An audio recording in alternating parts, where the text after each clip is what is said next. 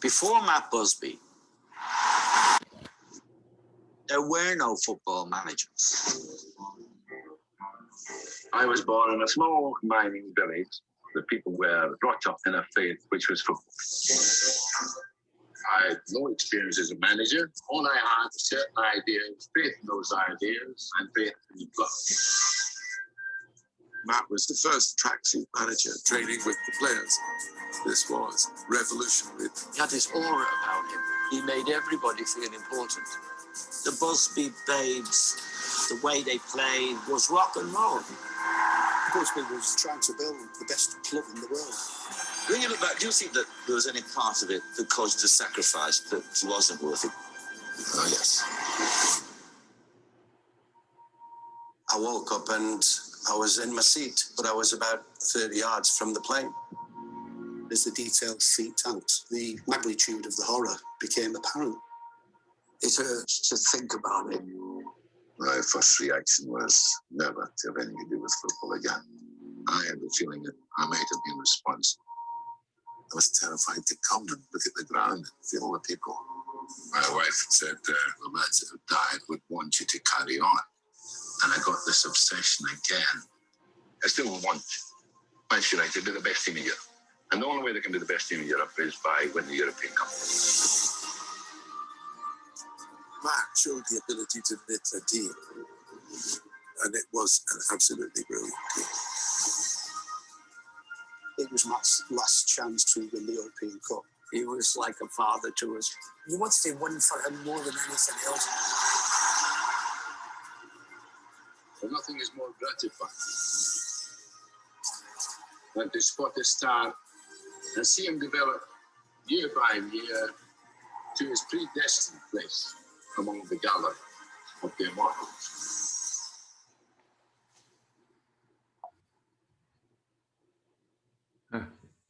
So that probably whet your appetite a wee bit, seeing that trailer. And that was a movie back in 2019. It is currently out just now, so feel free to watch it. So the idea of today is for me to ask some questions to Paddy, but please feel free just to come in with questions, because I've only got a few, but please feel free. So Paddy, let's just start off with, why did you write the book about Sir Matt Busby? What was it about him as a fantastic manager, but why particularly him? Why did you write his book? I wrote it for the money. No, that's not the whole answer. But it was probably because I felt that I mean, I don't know how many of us would. I mean, obviously, a few of us are too young to remember Matt, but I just about remember him. I was a journalist football writer in Manchester. And I started in 1976, but I'd lived in Manchester before then. So I knew how much Matt Busby, who first retired in 1969, though he finally retired as manager, I think, about 18 months later, because he was forced to come back. But so I was aware of his stature in the game and acutely aware of it because of being in Manchester and because of my journalistic work. I'd actually met him after, when he was still the prime mover in the club, although he was by now he'd been sort of made club director and president. And I fell under his spell. And I remember he once spoke to me. I mean, bear in mind, I was a nobody, but he spoke to me and he used my Christian name. He called me Patrick. And I thought, this is amazing. Matt Busby thinks he's seen something in me because he remembers my first name, Matt Busby. I couldn't believe it. And as I researched this book only a few years ago, I found out that he was like that with everybody. So that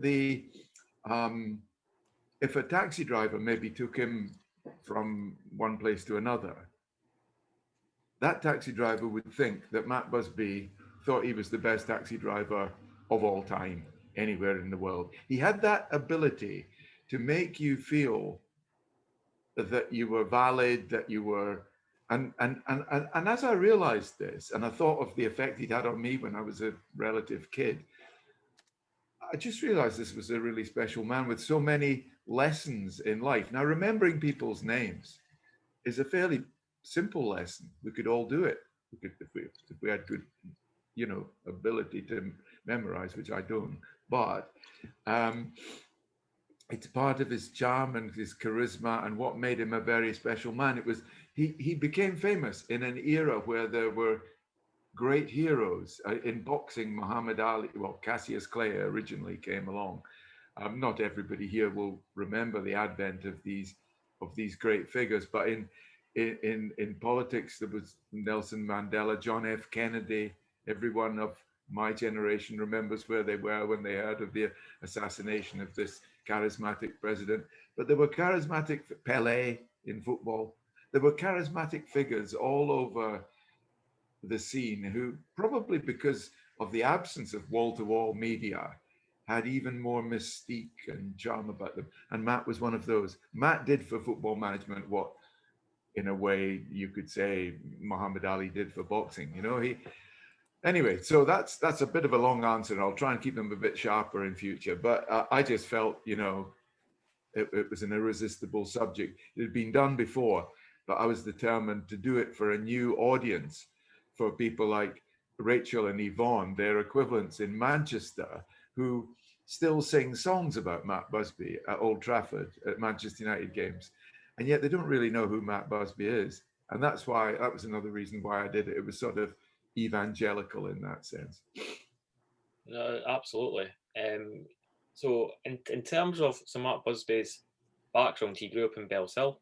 He played down south with rivals Manchester City. He was also offered an assistant manager's post, or assistant coach post at Liverpool. Yeah. Do you think his background, the way he was brought up, made him the person that he was? Yes, definitely. He was brought up in a mining community, and it's amazing. There aren't mining communities now, but if you look at the history of football, the great managers, and Scotland has a huge role to play in this. I mean, a wildly disproportionate number of the great managers of Britain have come from Scotland, and of them, a great proportion, Jock Stein, Busby himself, being good examples, have come from a mining community, or at least the old industrial belt. George Graham, Kenny Dalglish later. And so and our own in Dundee, our own Bob Shankly, and Jim McLean, not too dissimilar a background, although he was much younger. So he had that background, and he was probably the best example of it.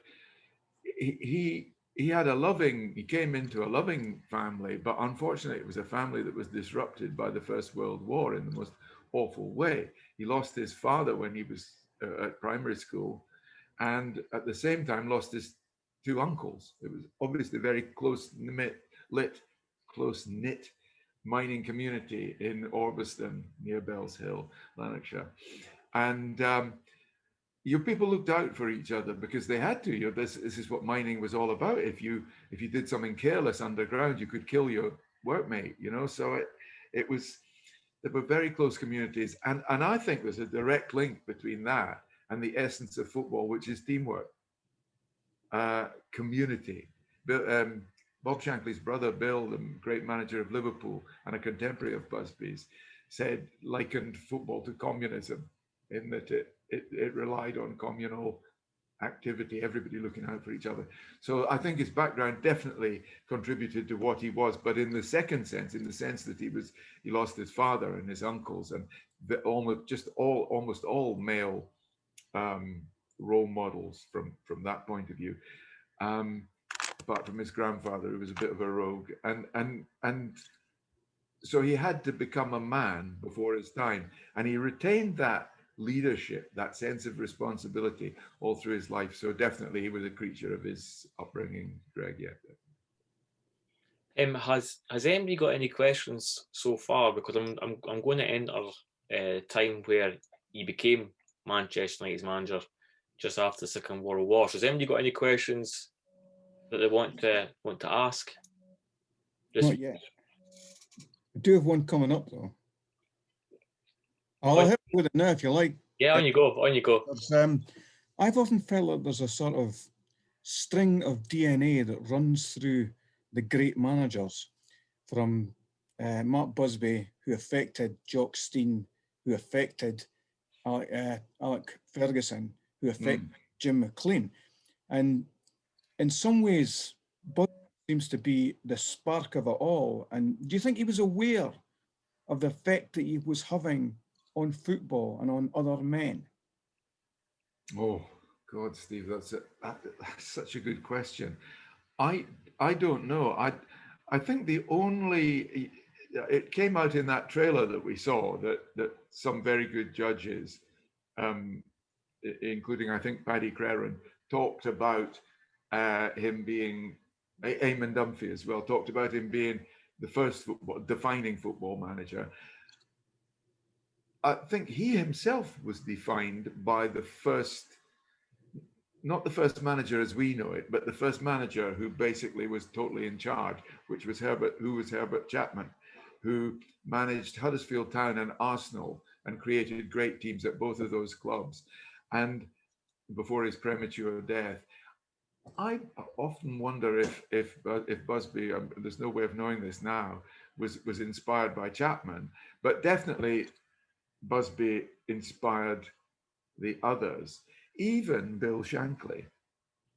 Yes.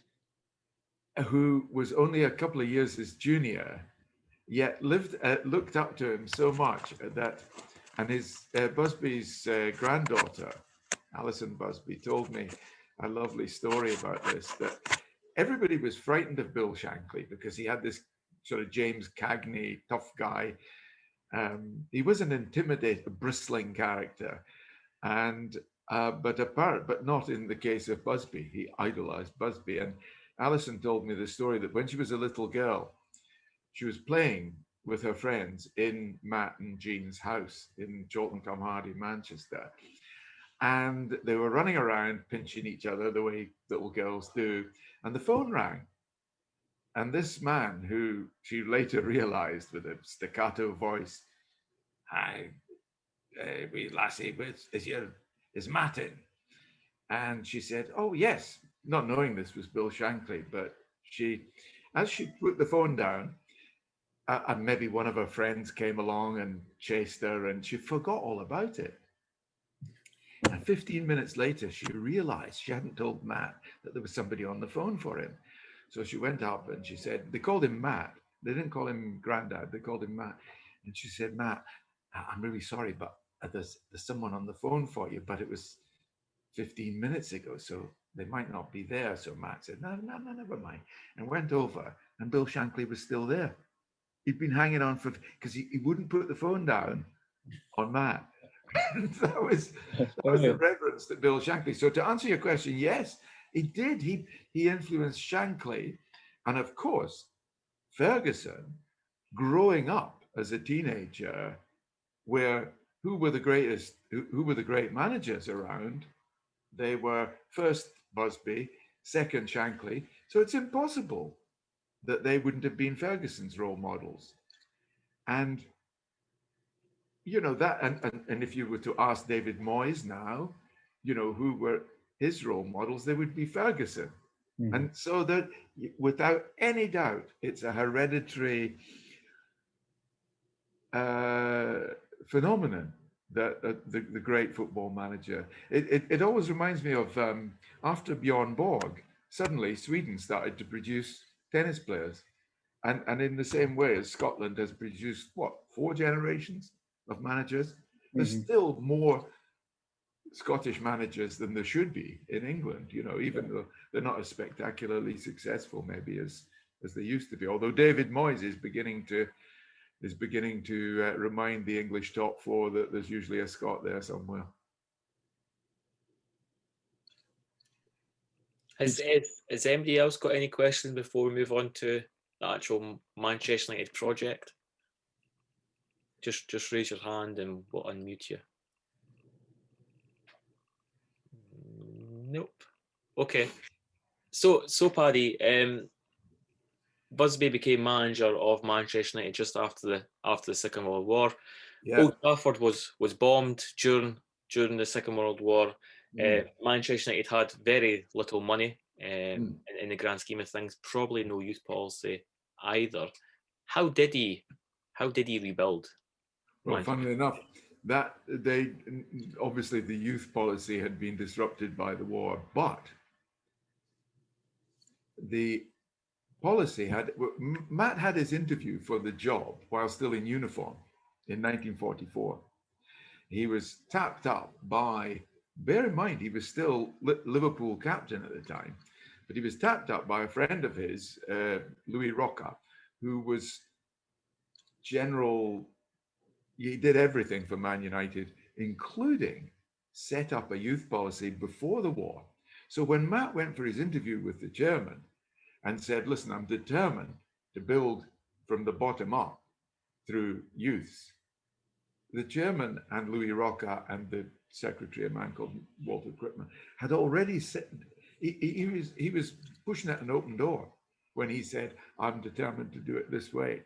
That's exactly what they wanted.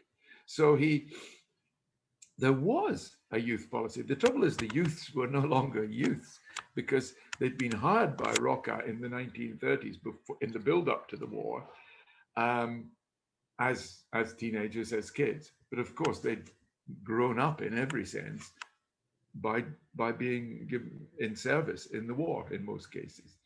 So when they came back, they were 22, 23, and ready to go. Whereas most footballers, including Matt, had the best years of their career taken away by the war because of obviously the league shut down. So he did actually have good players to work with, because otherwise he'd have had to be a complete miracle worker, almost a god, to have created a team who on the resumption of league football finished second in what would now be the Premier League, because those kids had been recruited by Manchester United after the war, before the war. But of course, it was in the building of his second great team that he was totally 100% responsible for it, and that was the team that died at Munich. But the first team was good. The first team he took over was good. There he proved the tracksuit management. You know, that he was definitely the first tracksuit manager. And he proved himself at tracksuit manager by taking the boys who'd been away at the war and blending them immediately into a team good enough to finish second in the league, I think 3 times in a row, and also win the FA Cup, which was considered the biggest prize in English football at that time, in one of the great finals, Manchester United 4, Blackpool 2 in 1948. And finally, they won the league in 1951-52. So that was called the 1948 team because of the final. And so he was instantly successful with that. But of course, they then became old and he had to rebuild, and he built an even better team, which unfortunately was destined to be broken up by tragedy. Yeah, and we will go on to the Munich air disaster in the second half of this. What do you think Matt Busby's highlights were? What do you think he would want to be recognised as and remembered for? Well, the period, I think the most important period of his football life was the 10 years between the Munich disaster. So I won't dwell on that now because I think you want to talk about it in a bit more detail. Before I go on, James, you've got a picture of, is that a picture of Eric Cantona? Yeah, it is, Paddy. This is the room that my wife let me decorate with my new stuff because nobody would ever see. And thanks to lockdown, I'm now locked in my shrine, which right. And that also has a few books as well on a little plug there for you. You've got good taste. It was a wonderful film, wasn't it? That yeah, great film. I thought it captures the emotion of a football fan and the link you want to have with those that, you know, your childhood heroes, who they are, that You always hope it would be there, even if it shows you mad. It's part of what you are. You would never believe how good that film was and how well Cantona played himself. In a nicely underplayed way. Oh, it was a great film. If anybody, what was it called? Looking for Eric. Looking for Eric, yeah. So the official poster there. If anybody gets the chance to see it, if they've not seen it, it is a truly charming film, James, I would say. Yeah, definitely. Truly moving. Yeah. But anyway, sorry to go away from the point. Oh, here we are. Memory. What was I talking? What was the question? Oh yeah, the question. He would want to be for football. He would want to be remembered for the 10 years between the tragedy of Munich, which we can talk about in more detail if you want to, and 10 years later, the winning of the European Cup. Not the first British club to win it, of course. That was Celtic in '67. But a year later, 10 years after Munich, 1968, Man United became the first English club to win it, and that was a sort of vindication of the rebuilding, the painful rebuilding that Busby had carried out. So that was obviously the crowning glory of his football career, and possibly his life, because it was done. He had two families. He had his own family with a son and a daughter who I think were especially certainly, if anything, even more loved for the fact that they came after 4 miscarriages.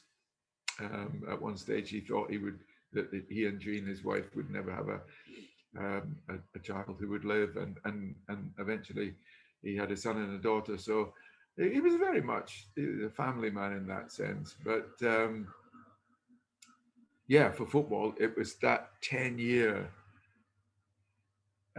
rebuilding of Manchester United and building of Manchester United into a club so glamorous that Alex Ferguson would leave Aberdeen for it, because he had lots of offers to leave Aberdeen and didn't take them, from Wolves, from Tottenham. But he knew that in going to after he saw what Busby had done to Manchester United, he knew that this was a club that, with his management, could rule the English game again. I think we're all sitting here thinking to ourselves, if you think of Manchester United and think of the two greatest managers, one question that comes into your head is, which one was the most successful and which one do you think was better? And I think that's a question. Do you mean Matt Busby or James McPake?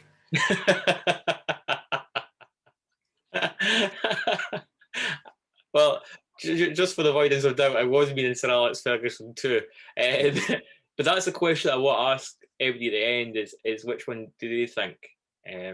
Sir Alex Ferguson in the modern day type of football with the huge amount of money. I think you touched on it earlier, Greg. What I would make as my criterion. When, to preface it, people say Messi or Maradona, and I saw both of them play, quite a few times during their careers. So I was really, really lucky as a football journalist, because I saw like growing up as a music critic with Mozart and Beethoven. It was just ridiculous. But and I usually say, I would go for Maradona, because he played in an era where defenders were licensed to kick to break your leg, literally in the case of one with Maradona. Whereas with Messi, he gets at least a bit of protection from referees. So I usually say, yes, I would say the greater would be Maradona, because he did it in the face of more trying conditions. And you touched on why I would go for Busby over Ferguson, because Ferguson came, and I'm not in any way diminishing what he did. I mean, he won 13 titles, Matt won 6, I think. So, obviously there's a case for saying Ferguson's the greatest of all time, but in England.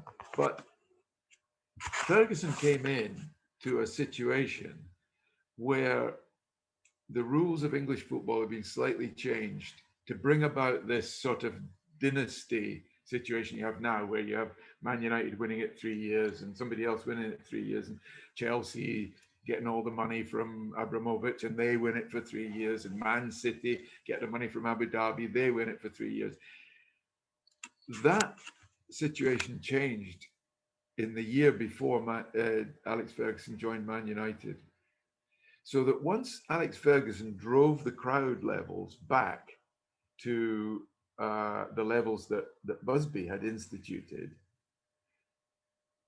Alex Ferguson had an advantage in the transfer market, because the change that I'm talking about was a change made by the English League, which said that the teams were able to keep their own gate receipts. So that if you had the biggest crowds, you had the most money. Whereas before you had to share it with, as in a cup competition, with the opposition. So Ferguson was able to break the British transfer record whenever he wanted, for at least half of the time he was at United. So it was a very different situation. Matt, on the other hand, not only came in to a club that didn't even have a pitch they could use because it was covered in rubble and glass and nails from being bombed, didn't even have an office because the Stand had been bombed where the offices were. And then, after he'd sorted all that out, finished second in the league while playing all his games on another team's ground, Man City, or most of them. After all of that, there's an air crash. Well, it was a ground crash, actually. The plane never took off.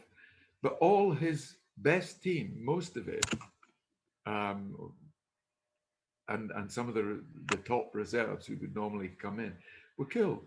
He was nearly killed. His assistant, one of his assistants, two of them were killed. And they were very much a team on and off the field. Now, if you look at the equivalent of that, Torino, the Italian club, who were the best after the Second World War, they had an air crash and they never recovered. From then on, the biggest team in Turin was Juventus. And Torino never, I think they might have won the league once in 60, 70 years since the crash. Matt Busby made sure that Manchester United didn't die with the crash. So his achievement, I mean, I'm not saying Alex Ferguson couldn't have coped with that unbelievable run of misfortune, but Busby had to. And so for me, he's the greatest. And the other thing is that Alex Ferguson would never have joined Man United if Matt Busby hadn't made it into Manchester United. In other words, if they'd carried on being just another football team. There was a great journalist called David Meek who worked for the Manchester Evening News and followed United in the time of Busby and Ferguson, and he once wrote, without Matt Busby, Manchester United would probably just be another football club like West Bromwich Albion or Stoke City or Dundee. But it's that was a joke, by the way, Greg. But it's so I'd go for Busby, yeah. I think that's actually very well put, how you put both of them into their own kind of, both of them are icons and they've done tremendously well, but you have to remember what the circumstances were for each individual. Has anybody got any questions before we move on to the Munich air disaster? Please ask any sort of question at all. Yep, James, I'll just unmute you, pal. There you go. Thanks, Greg. Paddy, a lot is made about like the Liverpool boot room and things like that, but Samat seems to have been one of the first that, kind of kept his players on and built the DNA moving forward. The goalkeeper from the 48 team was there. Some of those who died as coaching staff had come through the ranks. Was that common at the time, or was that, Matt looking to instill this kind of club mentality throughout? That's one thing that struck me, James, that I think Matt was very much a believer in family. He, when he was at Manchester City, he originally left Lanarkshire. He played for Denny Hibbs, the junior team in is it Stirlingshire? But anyway, not far from from Bells Hill, 40 miles. But he only played there for a few months because Denny Hibbs had an arrangement with Man City, a friendship with Manchester City. He went to Manchester City and he played there. He had a terrible time there because a lot of the senior players, they were really quite ruthless with the kids. You know, they wouldn't encourage them the way you might get today. And he resolved at a young age that he would never allow that in a football club, that it would be a family. And so, yes, he very much believed in that. And in fact, it was said many years later, when this time came to Matt stepping down, among the solutions advanced was Jock Stein. And Jock thought about it. The general story that people assume was that Jock didn't want to leave Scotland because Mrs. Stein, he didn't want to uproot his wife's way of life and his family way of life. But in actual fact, there was more to it than that.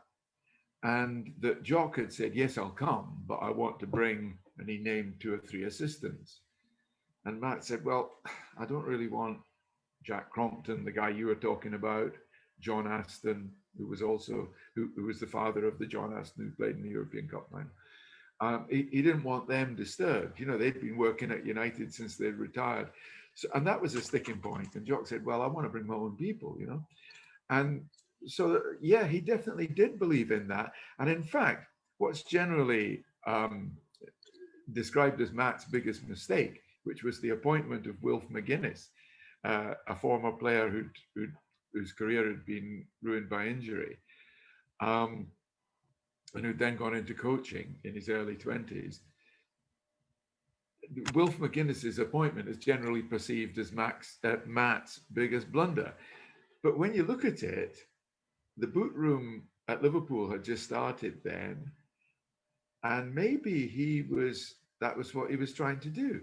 He was trying to bring Wilf, who was steeped in the Man United crazy, to bring him in and keep it all in the family. And when you look at it, it was a bit like Liverpool appointing Kenny Dalglish or something. You know, it was an attempt to observe the boot room philosophy. Definitely, yeah, good point. Thank you. Has anybody else got any questions? Please just ask. Oh yeah, sorry, Steve. Just one thing I would like to say, because most of us are Dundonians, I think, that the first time Matt Busby's Man United won the English League was season 51-52, and at the end of it, he decided to give them a bit of a treat, the players, by taking them to Scotland, and they were to play two clubs, and they drew with one of them, that was Celtic. And when they also, by the way, Matt, there was method in his madness, because he probably wanted to go up and see his family and play golf, but he did take the players on this little mini tour of Scotland, and the other team he played was Dundee. And if anybody can tell me the score in that game, they win a round of applause from me. Anybody can tell me the score? So Neil's saying 5-1 is. Who said that? Neil? Yeah, we'll get Neil off of mute. There you go, Neil. Take a bow, Neil. Take a bow. 5-1. Now, it is just possible that given that Man United had won the league 2 days earlier, that one or two of the boys may have had a bit of a night off because of sore heads. It's possible, and that's why we won 5-1. It can't be ruled out, but I like to think that it's conclusive proof that if we'd been in the English League that year, we'd have won it. I accept that as well, Paddy. I think it showed that Dundee's is the best team.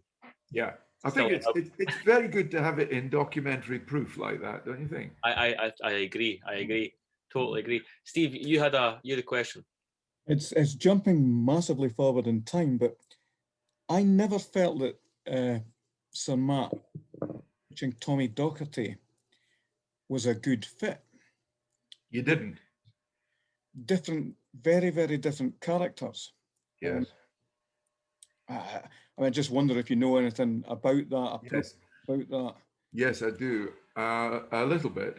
In fact, Tommy Docherty, as some of us will know, died about 3 weeks ago, was it, Steve, or a month, perhaps? A month or so, yeah. Well, I happen to know that he felt that in recent years, certain people who'd appeared on, these documentaries, and I was one of them apparently, had paid tribute to what he produced at Man United. He had to leave.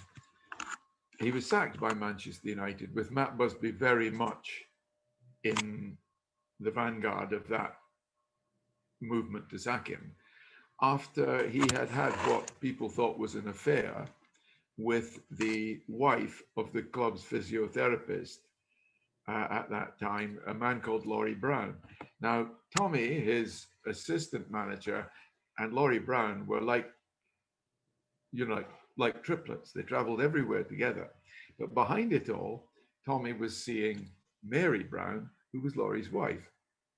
Now, in that position, when that became public, Manchester United's board and the chairman, Louis Edwards, was very much influenced by Matt, who was a devout Christian, as indeed was Louis Edwards, both Roman Catholic.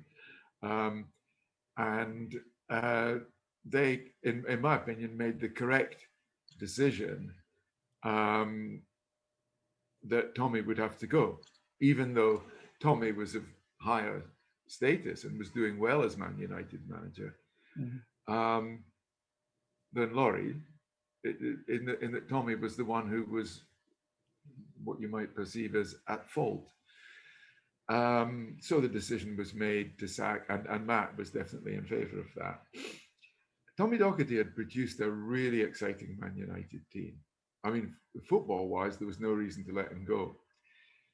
But the speed at which his feet didn't touch the ground rather suggests that what Steve alludes to, that there was a slight clash of personalities between Docherty and Busby. On the face of it, both Scots, and after all, Docherty would never have become manager of Man United in the first place if he hadn't had the stamp of Matt Busby's approval.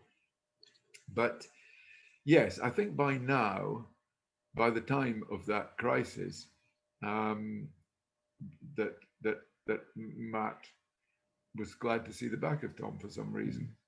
I think there were always worries about Tom's ethics, and we're not talking about his love life here. We're talking about it was the era of brown envelopes, and it was not unknown for Tommy to take a backhander to send a player out on loan or whatever.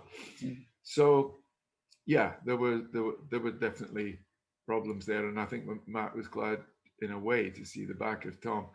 But the rest, it would be wrong not to finish the story, because this was no fling between Mary Brown and Tommy Docherty. This was a love.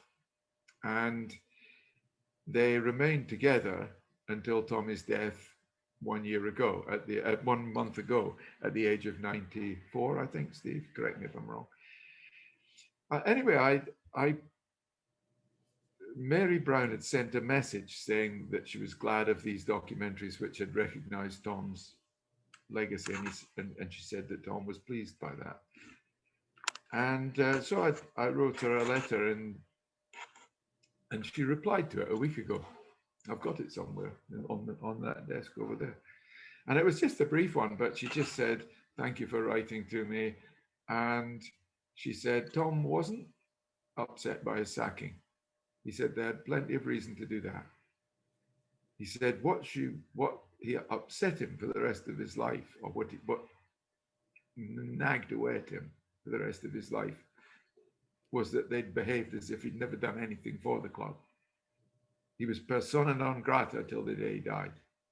There was never a Tommy Docherty day at Old Trafford. Bygones never became bygones. And that was what hurt him. So anyway, there's just something that you might find interesting about Tommy. Okay, we're now going to move on to the Munich air disaster. Yeah. Paddy, you mentioned just briefly just there that Sir Matt Busby made sure that Manchester United never died in that air disaster. And I think that was actually quite a powerful statement that you said. I actually wrote it down. Before we speak about that, I want to show you a wee clip, which it's in black and white. It was the newsreel back in 1958. It was the 6th of February 1958. So I just want to briefly show you that. Okay.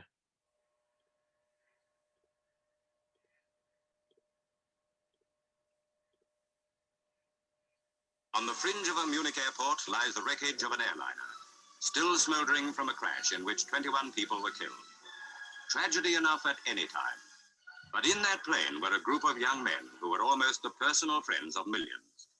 Manchester United, the finest soccer team Britain has produced since the war.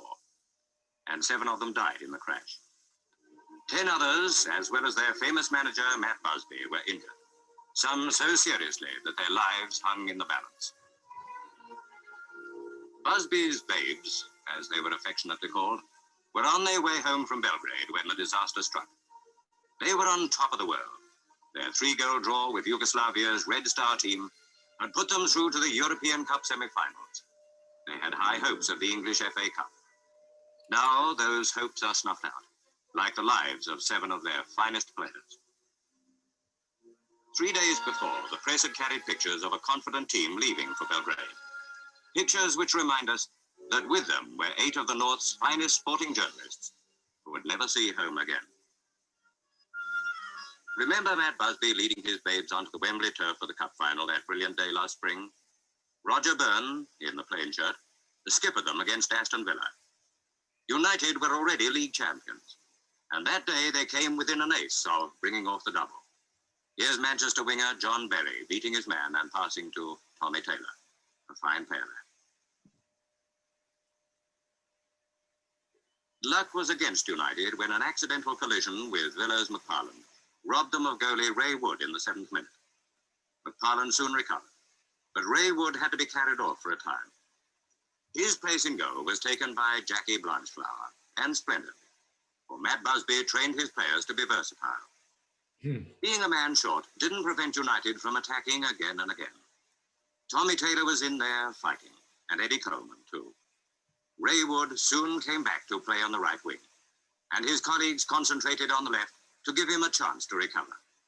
They kept up the pressure on the Villa goal, where a lesser man than goalie Sims would have been overwhelmed. Bill Whelan and Roger Byrne show Manchester United tactics at their best. Manchester's only goal came from a corner which Duncan Edwards fed to Tommy Taylor for a magnificent header into the top of the net. Aston Villa won by a 1-goal margin. But Busby's babes had nothing to be ashamed of. They had lost to the only side in history to win the FA Cup 7 times. No one could guess the tragedy that awaited the runners-up less than a year later. Duncan Edwards injured, Bill Fuchs injured. Mark Jones killed. Ray Wood injured. Eddie Coleman killed. David Pegg killed. Dennis Violet injured, Tommy Taylor killed. Roger Byrne killed. Bill Whelan killed, John Berry injured. At the time of going to press, Matt Busby was fighting for his life. The team secretary, Walter Crickmer, was killed. Manchester, from the moment the news came through, was a city in mourning. Newspapers sold as fast as they could be printed. It was as though every family in a city of 750,000 people had suffered a personal loss, and so indeed they had. At Old Trafford, the saddest football ground in the world, the flags flew at half-mast. And on hundreds of other football grounds, Other flags were being dipped in sympathy. For this disaster is perhaps the most tragic single. So that was just a brief video I kind of wanted to show you. It kind of shows you. It was extraordinary that in the detail of it, Greg. I'd never seen that before. No, I seen it last night when I was doing a bit of research, and it really struck home to me how graphic, obviously, the video was. You saw the wreckage and etc. But actually, it kind of helped you put yourself into a modern day, back into them. But also struck to me that, and you mentioned it earlier on, Paddy, about people knew who they were when JFK was killed, and more current people knew when 9/11 happened. You knew where you were, and it was similar back then. You knew where you were when you got that news coming through about the Munich air disaster that morning. So, Paddy, can you? It's hard to put into words, but you kind of want to explain to me and to the rest of us what effect that had on Busby. Well, it made him want to die. And it's extraordinary that such a devout Christian should come out with an almost blasphemous. Bear in mind that in those days, I think suicide was a crime. So he sorry about that. That's my dishwasher telling me that it's finished work for the day. But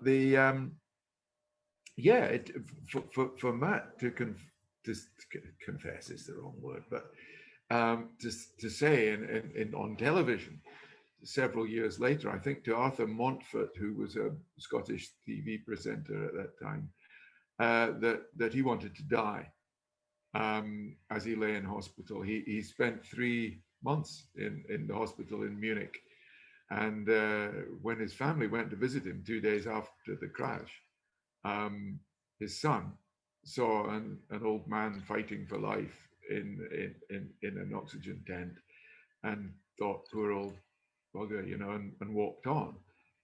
And then he realized that was his dad.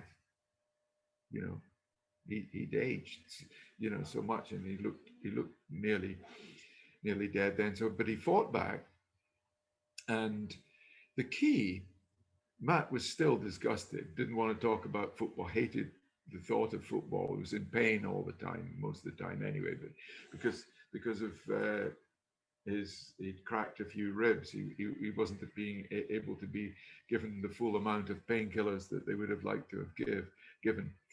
And his wife, he told his wife that he'd no interest in football. He didn't want to carry on in football. He didn't want to, and as he said later to Arthur Montfort, he didn't care whether he lived or died. And the two most influential people in Matt's life were women. One was his mom, who was, as I say, was widowed when he was very young and married again. One was his mom, and the other was his wife. And she was one of the most influential figures in the history of Manchester United, because during that 3-month period, at some stage, and why she did this, I don't quite know. I don't think she was doing it for Manchester United. I think she was doing it for her husband. She somehow managed to convince him that the only way he could do justice to the boys who had died was to rebuild the team. The only way their lives would not have been lost in vain would be if Manchester United's quest was resumed and rebuilt. Now, whether she really meant that, or whether she just wanted to give him a reason to live, who knows? But either way, it was a stroke of genius, because he said, yes, I think you're right. And that was why the 10-year rebuilding process, why and how the 10-year rebuilding process started.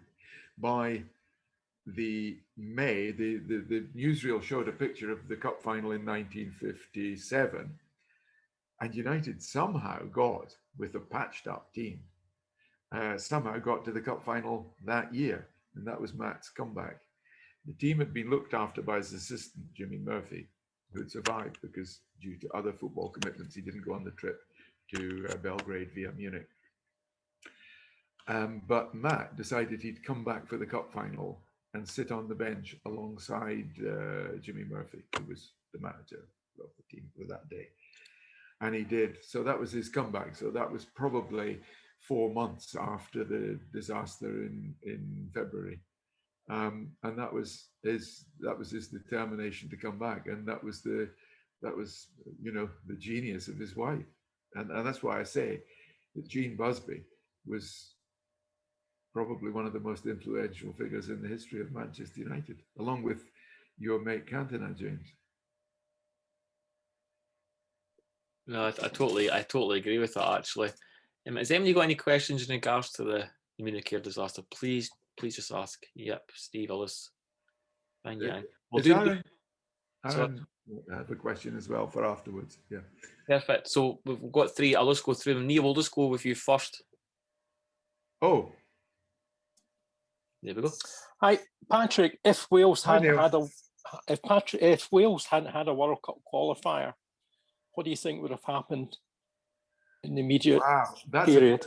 That's a very good question, because those who don't know chapter and verse the way Neil does won't know that the reason, I just skated it over earlier, the reason that Jimmy Murphy, the guy who took over from Matt and kept the flag flying, to use the famous phrase, was the reason he wasn't there was that for an extraordinary, I mean, Neil will know this, an extraordinary bunch of political reasons, Wales were due to play Israel in a World Cup playoff. Now, Wales were only playing, Jimmy Murphy was the manager of Wales part-time. Wales were only playing because 1 or 2 other teams had boycotted Israel for political reasons. But Wales were next on the list under the coefficients of that time, the FIFA coefficients of that time. So Jimmy Murphy's Wales were due to play Israel in the second leg in Cardiff on the same day as Man United were due to play in Munich in their final game before the disaster. So in the seat occupied normally by Jimmy Murphy on the plane next to Busby was Bert Wally, who was another of the backroom staff, very highly regarded guy, and Bert was killed. So Jimmy Murphy would have been killed. The man who kept the flag flying while Matt was not there, who guided Man United to the cup final, and must, by doing that, helped to refloat the club, and indeed was to go on to do that, and was fundamental in the rebuilding process that led to 1968 glorious victory over Benfica at Wembley with Jimmy Murphy. So what Neil's question is, what if Jimmy Murphy had been killed? Did anybody else have the personality to keep United afloat in Matt's absence? They wouldn't have been in that cup final. No. Murphy was a very special man. Everyone who, one of Matt Busby's pieces of luck, and if you compare Ferguson and Busby, let's go back to that. Alex Ferguson had loads of assistants. He kept losing them because people like Steve McLaren, Archie Knox, Brian Kidd, whenever anybody spent 2 or 3 years as assistant manager to Alex Ferguson, somebody else would come along and grab him, thinking we'll take some of that magic, And whereas all through Busby's career, and this is where Busby had an advantage over Ferguson, all through Busby's career, Jimmy Murphy was there, and that was Manchester United's great fortune and United's, and a lot of people who obviously like Neil, like James, who know the bit of the history of Manchester United, would say that Busby without Murphy would have been like Brian Clough without Peter Taylor. They together they added up to more than the sum of the parts, and And if that's what Neil's alluding to, point Very taken. much so, yeah. Murphy was taken. so responsible too for the youngsters. He knew the young players. Yeah, I think he knew the ones who he could bring through into the team for the matches immediately after Munich. He would tell Busby, yes, no, yes, no. You know, and Busby implicitly took his opinion. In fact, I think when George Best was brought over from Ireland, he said to Matt, he said, before you, and Matt might have said something like, well, he keeps the ball a bit too much. And Murphy said, this boy we don't coach. Leave him alone. And Busby, that was good enough for Busby. So that was, as you rightly say, he was fundamental to the youth development. And he would train players. Who was it who told a story? Well, there was a player called John Doherty who would have been a good player, but for knee injuries. I think he would have challenged Charlton and people like that for a place if he'd not had knee injuries. Bobby Charlton, I mean. And one time, Jimmy Murphy got word that in a reserve match at Blackpool, John Doherty had been playing Hollywood balls, you know, knocking balls and standing back and admiring them. Crossfield, and enjoying his own performance a little bit too much. So after training on the Monday, Jimmy Murphy says to John Doherty, he says, he was already changed. And he says, I want to do a bit more extra training. Go back in and put your training kit on. So he went back on, put his filthy training kit back on. Jimmy Murphy says, go out to the center circle, take a ball. So he goes out to the center circle, he takes a ball. He says, now knock it cross field to the far touchline. So he knocks it to the far touchline, it bounces over the touchline and goes on for about 50 yards. He says, right, go and get it. So he goes and get it. So he put it back on the center circle. He says, now knock it over the other touchline. So Doherty, left foot, right foot, no problem. Whacks it over the touchline, it bounces. He says, now go and get it. And he goes and gets it, and he comes back breathless at the center circle, puts it back on the center circle. And Jimmy Murphy says, now you know how it felt for your teammates having to chase those Hollywood balls. And he never did it again. He had that, it was tough love, you know? It was tough love. But it would probably be called bullying now, but the players, they adored him because they knew that he was, you know, he had loads of offers. He could have been the Arsenal manager, Jimmy Murphy, but he turned everything down because he was loyal in that old-fashioned way, you know? And a great lad, apparently, no stranger to a pint or a cigarette. He had a voice that there was this kind of cigarettes called senior service. He would have come from a similar background, would he? To Busby, would he have not? Would it? Yes. Welsh mining community? Welsh mining community, you're quite right. Not only that, but as you can tell from his name, Murphy, he was like Matt, he was from a line of Irish immigrants. So yes, they were very similar in all of those notional ways, but tremendously different characters. Yeah. A bit like Clough and Taylor, a bit like Shankly and Paisley. Perfect. Aaron, did you have a question, pal? I'll just unmute you, buddy. Yep. On you go. Hi, Paddy. From reading your own book and obviously watching United on Prime, you've touched on Murphy, but how do you think he felt having to take on that task from Busby and try and get the boys playing with him not being there? Well, his first reaction, he had a bottle of whiskey in his desk. Yep. And his first reaction was to drink it, and he drank it the lot. you know, he just couldn't cope with the knowledge. This was after he'd got back from Cardiff. Wales had qualified for the World Cup. And as you may or may not know, they did rather well in it. But yeah, he came back, and his first thing was to knock back that bottle of whiskey. And it was only in the morning that he realised that was while drinking it, he had rung the families of all the boys that had died. But then he had no option but to. He went obviously out to Munich, and that's where the phrase "keep the flag flying," Matt, you know, raised his hand and said, "Keep the flag flying, Jim." And that's what Jimmy Murphy did. Rebuilt a team. I mean, quite a lot of great reserves. You know, they had wonderful reserve players. There's a guy called Jeff Bent, who, do you remember the on the newsreel, the captain, Roger Byrne? Beautiful physique, white strip. He was like a god, Roger Byrne.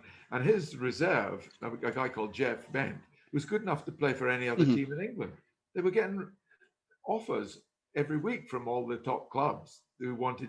They thought, well, if you're not going to use Jeff Bent in your first team, we'll have him. He'd have probably played for England, Jeff Bent. But if Roger Byrne hadn't existed. But Jeff Bent also died because Roger Byrne had had a slight strain in the final match before Munich against Arsenal. And because of this slight strain, Jeff Bent was put in the travelling party to cover for him in case he failed his fitness test. Well, he passed his fitness test. Jeff Bent was killed. So a lot of the reserves, the people that could have come in. So the rebuilding process was tremendously difficult. They signed, I think, 2 players, Ernie Taylor, who was a sort of crafty midfield player, sort of Charlie Adam, you know, a clever passer who'd been the main feed for Stanley Matthews at Blackpool. And who was the other player they signed? Well, they paid a lot of money for Albert Quicksall from Sheffield Wednesday. He was an England international, but by and large, they were just making do. Bobby Charlton and Bill Foulkes, who, if you remember the team photo that Pathé News showed, they were in it and they were described as injured, as was Duncan Edwards. Well, Duncan Edwards died 2 weeks after, but Bill Foulkes and Bobby Charlton played 13, 14 days later in the first of the FA Cup ties against Sheffield Wednesday. So what Murphy did was he just, and we touched earlier on his loyalty. He just forgot himself. You know, he just said there's only one thing to do, and that's Manchester United. I'm just gonna. So he just coped with it somehow. And you know, I mentioned David Meek, the journalist who covered Man United.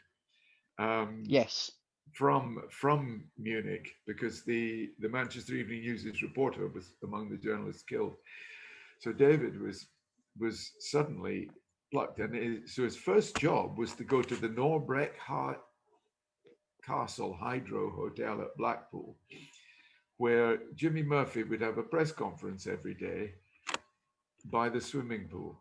And David told me before he died about 3 or 4 years ago that whenever he smells chloride, is it the smell of the swimming pool? Whenever he smells chlorine, the chlorine in the swimming pool, he always thinks of those Jimmy Murphy's press conferences at the Norbreck Castle Hotel in Blackpool, because Murphy realised that in Manchester, as you touched, I think Greg touched on earlier, you know, in terms of, you know, wherever anybody was. Well, people of that generation all remember the streets, the shock, you know, as if a neutron bomb had hit the place. You know, that it was like one long funeral. And Jimmy realized that for the players hanging around amid all this, what would now be called negativity or something, he had to get them away. And he knew that the players liked Blackpool, you know, fresh air and fun. So he took them to this Norbreck hotel, which was Matt's favorite hotel. Obviously had a golf course. And that's where they stayed for the 2 weeks leading up to the Sheffield Wednesday match, which was an extraordinary one, the first game after Munich. And everyone who was there, and Michael Parkinson was a young reporter. Sir Michael Parkinson was a young reporter. And he said, he later wrote about this, and he said if the Sheffield Wednesday players couldn't lay a foot, it was as if they were playing in slippers. They were frightened of touching the Man United players in case they shattered like Dresden China. And the first goal was scored by Shea Brennan, who later became the fullback, who played right back in the European Cup winning side 1968. But at that stage, he was a forward, and he took the corner, and the corner took the corner over, and hoping that the centre forward got his head on it. And suddenly the wind, as if it was from heaven, blew the ball directly into the net. And it was that sort of thing. Sheffield Wednesday were never going to win. No, definitely. The heavens would make sure of that. And it was, I think, 3-0. I'm open to correction on that. But they carried on and got to Wembley with a team that was just patched up. They got the club from up in the northeast, Bishop Auckland, who were the great amateur team at that time. They lent Man United 3 of their best players, and one of them became an England international.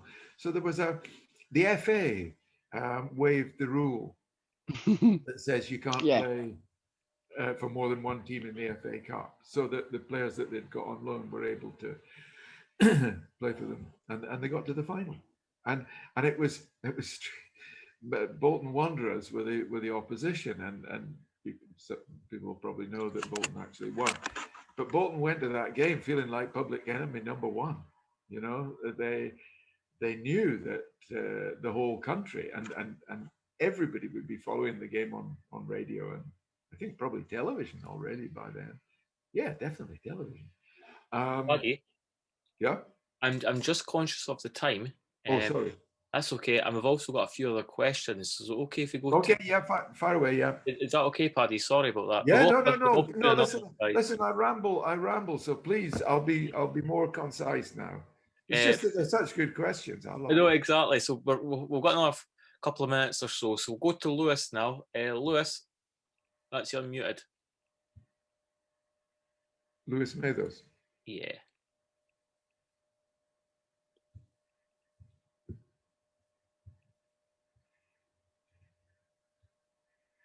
Is that your hotel, Lewis? Mathers Hotel? You remember that? You couldn't get a drink in there. It was a temperance hotel. Mathers Hotel. Lewis, if you just unmute yourself, buddy, and then you can ask the question. Or even if you just want to type it in the chat box, me and Paddy will be able to see it, and then we'll be able to. Has anybody got else any other questions? Can you hear me? Yeah, hi, Lewis. Yes. Yeah, it's just regarding Busby. Yeah. He was the first to have a superstar in George Best. Oh, yeah. And he nurtured George Best. Yes. And when Busby left, obviously he went his ways, different ways. Mm. And but it showed you nobody else had a superstar of that era. He was the first to have the superstar. And he showed you how he could look after him and nurture him. And then when he went away, obviously we know what happened since then. Mm.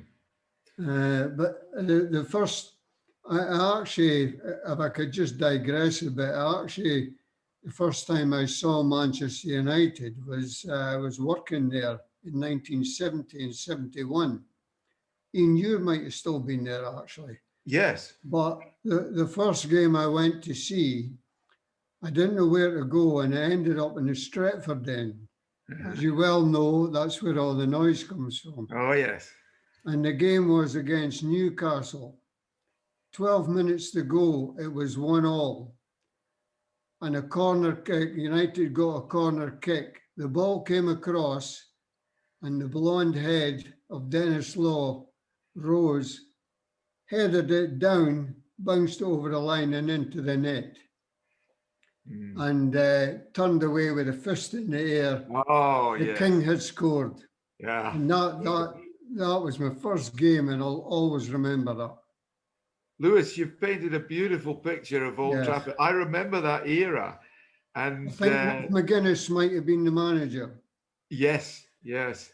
In fact, I was probably standing next to you, except I was at the other end, what they used to call the scoreboard end. Do you remember that? Well, when the ball went in the net, I think I ended up about 10 rows down. Yes. Oh, it was pretty rough in the Stretford end, but at times. But you certainly, Lewis, you certainly saw stardust there, because you mentioned George. George was magical, probably the most talented player you or I have ever seen. The best British player I've ever seen. Yes, totally. But for the Man United fans, I don't know if what you felt from living in Manchester. I think Dennis was the number one. I think they put him above even George Best or Bobby Charlton. Well, I'll tell you who the fans' favourite was, and he came in for Shea Brennan. Who was that? John Fitzpatrick. From Aberdeen. In Irish, he was an Irish internationalist, I think. No, I don't know if he was. He was from for Ireland. Fitzy was from Aberdeen, like Dennis, but he sadly died 2 months ago. Oh yes, very sad. But those players, I remember them all. And yes, you're quite right. He replaced Shea Brennan. Yeah. Thank you. That's okay, Lewis. Thank you very much. Oh, thank you, Lewis. That was brilliant to get those. You painted a picture of football in that era at Man United. That was magical. Thank you. So let's go to Steve. If anybody else has got any questions, just raise your hand. And really quick one, Patrick. Was Duncan Edwards really as good as everybody says? I never saw him. I'm not that bloody old, Steve, but no, I never saw him, but I've seen enough on little clips, Steve, there was one on a thing like Pathé News, and he could, as you will know, he was totally versatile, and he got the ball in the sort of right half position, deep, or even right fullback, and effortlessly, without even drawing his foot back, hit it to the left winger, and the ball sat up and begged for the left winger. So my feeling, was that, and most people, Wilf McGuinness, who was around at the time and who was competing for a place originally with Duncan Edwards, said he was the best. Bobby Charlton said that Duncan Edwards was the only player that made him feel inferior. The only time it occurred to Bobby Charlton was that he wasn't able to do anything he wanted on a football field, was when Duncan Edwards was on the same field. So I suppose, he would have had to have been the best player ever played for Manchester United. And a lot of people of that era would go further than that and would say that if he had been alongside Bobby Moore in 1966, if he'd lived, that maybe he'd have been the captain and Bobby Moore would have been sort of less the star. Who knows? We've got a question here from Graham. Hi, Patrick. It's more a question for you, kind of thing. I think you've been really relentless, and it's been great to listen to you. You must have had one of the best jobs in the world, apart from being a football player, meeting all these great people and all these great stories, and just being involved in football basically your whole life. Yeah, it wasn't all that much fun at the time because it's hard work, Oh no, I appreciate that. Trying to sum up a football match, your head feels like it's exploding. I tell you, I know everything about football now. Now that I'm just a fan watching Dundee, I can analyze the game perfectly. But if I was doing it for a living, my head would be jumbled, and it was tough. It was a hard job. But looking back on it, I can only agree with you. I was so lucky to be going. I mentioned Messi and Maradona, to actually be paid to sit in a stadium in Barcelona and watch them. Honestly, I pinch myself. I'll pinch myself till the day I die. I've 40 years of doing things like that. So, yeah, it was a great life. But and with all the travel and all that. But honestly, the only thing I can say was it was doing match reports against the clock. I know, it must be hard, but when I started doing it, I can remember driving home from Bolton, where I did my first night match, with a headache, and I remember thinking, well, it's only because I'm a beginner, it's not always going to be like this. 20 years later, I was still getting headaches after games, although to be fair, they didn't last so long, so it was getting better. But no, it was quite tough, but it was great life looking back on it. Thank you. Has anybody else got any questions before we wrap up? Yeah, Neil. Alice. There you go. Hi, Neil. Hi. It's not so much a question, it's just to follow on the Duncan Edwards story. The great Laurie Riley was our first football memories ambassador. And he comes through one day to Hampden for a launch of cards we're doing. And Tommy White, the Hibs historian, had brought him through and got the time wrong. So they turned up 2 hours early. So Michael White and I from the project, and Richard McBrearty from the Hampden Museum, sat in the cafe at Hampden for an hour and a half and switched Laurie on. So, Wembley 49, all the way to the famous 5, Gordon Smith. And I said, who was the greatest you ever saw, you ever played with, ever played against? And I thought you'd say Gordon Smith. He said, without a doubt, Duncan Edwards. Oh, really? Yeah. He said the only player, he said he saw stop Duncan Edwards play was George Young. I think it was a league international at Sheffield one night. George Young. Big George Young. And he said, Edwards, definitely. Absolutely no question. He was the best they ever saw. I think, that Steve, the anecdotal evidence just keeps mounting up, and that's the way I felt. The only person that ever slightly disparaged him was, Brian Glanville. Yeah. The football Sunday writer. Times. Yeah. Yes. My hero, actually. And Brian's getting on a bit now, but about a couple of years ago, I was in his house for a cup of tea, and that's all you ever get out of him, a cup of tea. You have to pay extra for sugar. And he said, I asked him about Duncan Edwards, and he said, well, he was big. But that's the only person I've ever heard. And I asked him a year later, Brian, he doesn't work anymore, but I asked him a year later, I said, do you really mean that he was just a big lad and overrated? And he said, well, maybe not. So I think he was just in a mood to be contrary on that. But that's the only time I've heard anybody say anything other than the greatest, And he would have helped England to compete with, the Di Stefanos and the... Would Moore have played in 66? Would Moore have gotten... Jackie Charlton had a long way in because of the bribe scandal and whatever.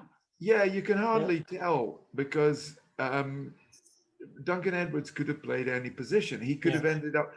Everybody assumed he would end up as a centre-back. Forward. He could have been midfield centre. He could have been instead of Martin Peters, an attacking midfield player.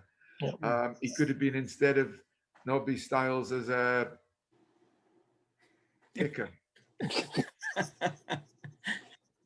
as an assassin. No, but if anybody wants to see, I'll tell you what ends the argument about Duncan Edwards. Google Duncan Edwards' goal against Germany in Berlin. Take a note of that. Yes. Do you remember the Brazilian Ronaldo, the great player? Yeah. Well, both the Ronaldos were great players, but you remember the Brazilian? He had this habit of just strolling into the halfway line when he was playing for Barcelona or whoever it was, getting the ball and saying, I think I'll just run through the whole team and score a goal here. Do you remember he was doing it almost every week? Yeah. Duncan Edwards did that. He was 18 years of age and Germany were the world champions. End of argument. Yeah. Well, thank you very much, Paddy. I I thoroughly enjoyed that. I'm sure everybody else did. So, well, Greg, I know you've got loads of things to do, but if you ever want to do something like this again, I'll vote for that. Yeah. Oh yes. I'd be back like a shot. Honestly. Well, the plan is we're going to be doing one every 2-3 weeks, so a fortnight from today, basically. That'd be great. Count me in, just please. Also remember, we have our seniors group next week, so that should fit in every fortnight. Yeah. Rachel's doing a wee bit, and then we'll actually have footage of Dundee in the South African tour as well that will show VHS footage. It'll be very interesting. Was that the Tartan Strips tour? That was, yes, it was, yes. Yeah. So actually, it's the VHS is currently getting put online just now. So give us a couple of weeks to sort that out, and then that'll be there. So yeah, keep an eye on the Twitter page, the Facebook pages. All the details will be on there, and please let MD that you think they'll be interested to come along. Just to feel free and just come along and sit back and watch and listen. So on behalf of the Community Trust, I'd like to say thank you very much, and thank you to Patrick. Well, thank you very much. I just got a message. Thank you. Marvellous. It's the quickest hour and a half of my life.